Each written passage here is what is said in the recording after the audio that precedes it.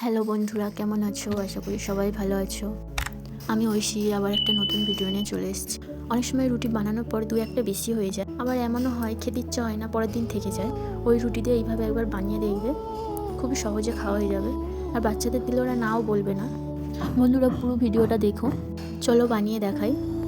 প্রথমে রুটিগুলো নিয়ে সরু সরু করে কেটে নেব। যেরকম চাউ হয় অত সরু করা যাবে না, কিন্তু যতটা পারবে একটু সরু সরু করে কেটে নেবে। কড়াই তেল দিয়ে সবজিগুলো ভেজে নেব। তো আমার কাছে বেশি সবজি ছিল না, গাজর, বিট আর অল্প ক্যাপসিকাম ছিল, ওই দিয়েই করে নিয়েছি। তো প্রথমে গাজর বিটটাই দিয়ে ভাজবো, ক্যাপসিকামটা আগে দেবো না, বেশি নরম হয়ে গেলে ভালো লাগে না।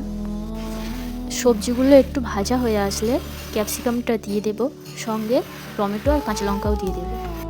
আমি সম্পূর্ণ নিরামিষ বানিয়েছি, তাই জন্য পেঁয়াজ আর রসুন দিইনি। তোমরা চাইলে দিয়ে নিতে পারো, বা ডিমও দিতে পারো চাউয়ের সঙ্গে যেরকম দেওয়া হয়।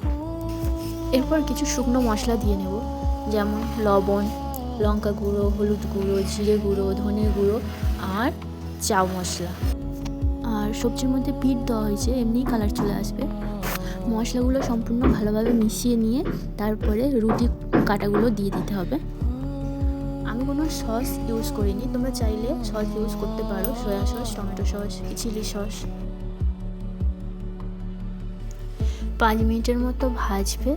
ভেজে নিয়ে এর মধ্যে লাস্ট ধনেপাতা কুচানো দিয়ে নামিয়ে নিলেই হয়ে যাবে। ভাজা হয়ে গেলে তুলে নিয়ে সার্ভ করলেই হয়ে যাবে।